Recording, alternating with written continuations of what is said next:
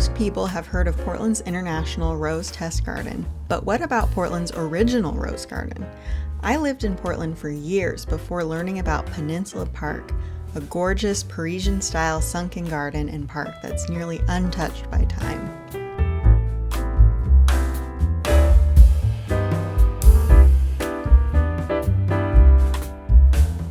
This 16-acre park is located on the northeast side of the city, on North Rosa Parks Way in the Piedmont neighborhood. The park has many amenities like a playground, community pool, and soccer field, but the most interesting part of the park is the 2-acre sunken rose garden located on the southern end. This iconic garden is set below street level, giving visitors the sense of being secluded from the bustling city, and looks almost exactly as it did when it was completed in 1913.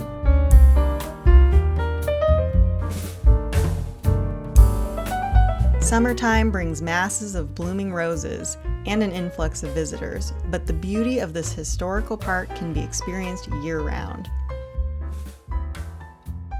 Today, it is one of only a few formal turn-of-the-century rose gardens surviving in the United States. So how did this garden get here? The park was purchased by the City of Portland in 1909 for $60,000 with funds raised in a 1908 bond measure.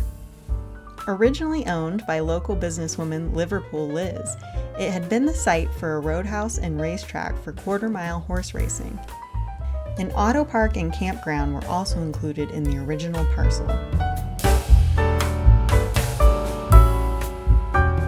Well-known city architects Ellis Lawrence and Ormond R. Bean, along with park superintendent Emmanuel Miche, developed the 16-acre park into a point of city pride featuring an Italian villa-style community center with a courtyard pool and gymnasiums, a playground, an octagonal bandstand, and picturesque groves of lindens, oaks, and conifers.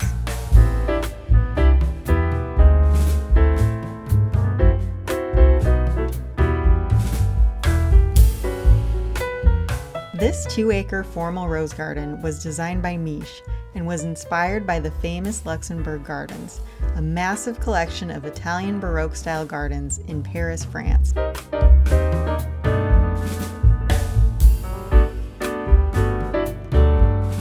Although very different in size, both designs feature a large oval crossed by formal walking paths.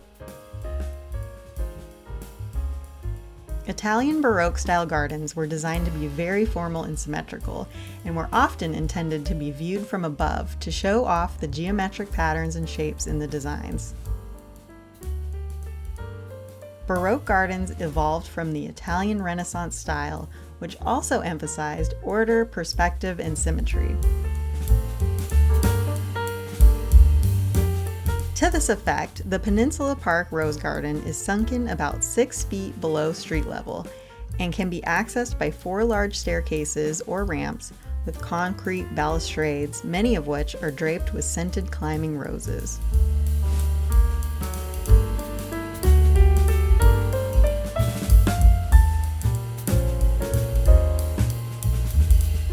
The many garden beds are edged with clipped boxwood hedges and punctuated by 16 lollipop capulta trees, adding to the garden's formal effect.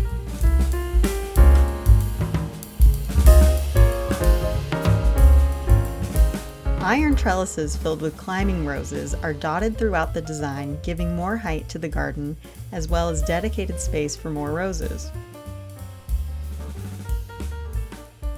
The garden contains over 64 rose varieties on more than 5,500 rose bushes, many of which were refreshed with 3,000 disease-resistant roses, all planted fresh during a revival for the 100th birthday celebration of the park in 2013.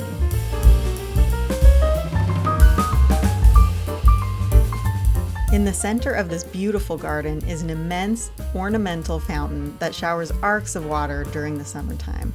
This original feature is nearly 100 years old, and it really is a sight to behold. It is so calm and peaceful and the perfect setting to bring community together.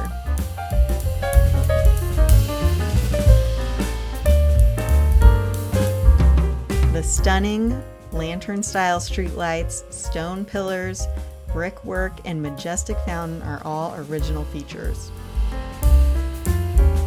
At street level, the garden is surrounded with wide, European-inspired walking paths lined with mature silver linden trees, all part of the original design as well.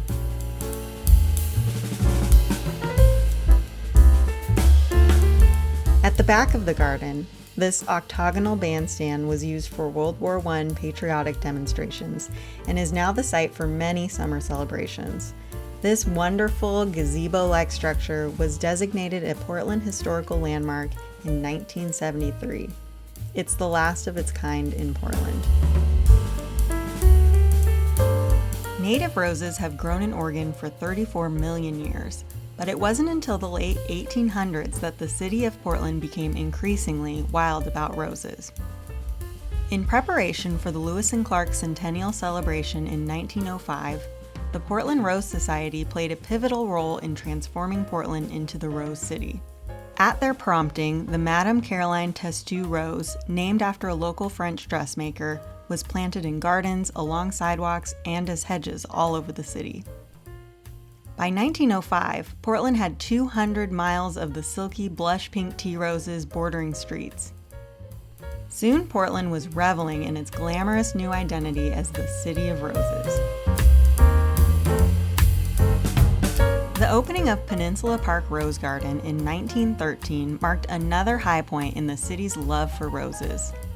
As Portland's first public rose garden, the park attracted more than 300,000 visitors in its inaugural year, more than the population of Portland at the time.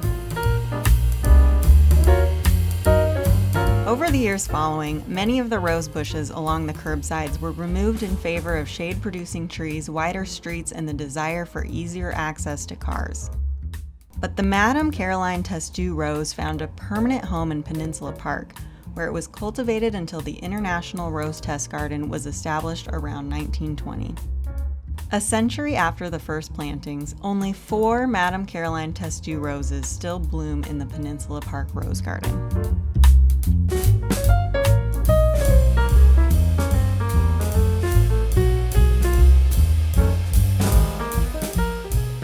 If you're a tourist to the area, try to make it over to this garden during the summertime. The roses are in full bloom from June all the way through to August. It is truly one of the most beautiful gardens. From the Portland City Center, it will take you about 10 minutes by car or a 35-minute bus ride. Street parking is easy to find around the park and neighborhood area. Beyond the Rose Garden, the surrounding park is a great opportunity to explore, especially for those visiting with kids. There's an expansive grass lawn with lots of shaded and seating areas, picnic tables, a playground, interactive splash pads, and easy paved paths throughout the park.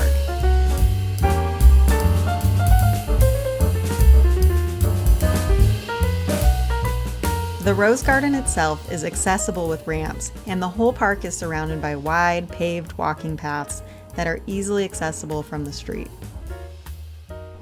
I highly recommend that you visit this amazing garden, and if you enjoy this video or want to see more gardening content from me, I would love it if you subscribed.